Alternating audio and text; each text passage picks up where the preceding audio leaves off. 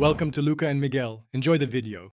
You'll begin by verifying prerequisites and initiating the check. Make sure Windows 11 is current and you've closed Reader so files aren't locked. Once done, open Adobe Reader, choose Help, then check for updates. This triggers Adobe's updater. If an update is available, select Download and Install. You're doing this now to avoid partial installs and permission issues. Keeping Windows updated reduces compatibility problems. If prompted, approve admin access so the installer can modify program files without interruption. You'll follow the downloader through to installation.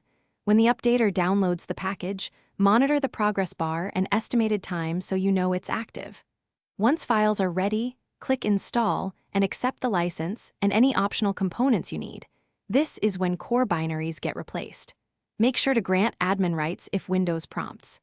If the installer requests a restart to replace locked files, go ahead and restart. That ensures the new version loads correctly and prevents file corruption. You'll finish by confirming success and knowing one reliable fix. After restart, open Adobe Reader and verify the version from Help about Adobe Reader to ensure the update applied. If it didn't, run Adobe's Cleaner tool to remove remnants, then reinstall the latest installer manually. That repairs corrupted installs. Make sure to temporarily disable firewall or antivirus only if they block downloads, then re-enable them. This troubleshooting path fixes most issues without data loss. Thanks for watching and please subscribe. It's the best investment you'll ever make.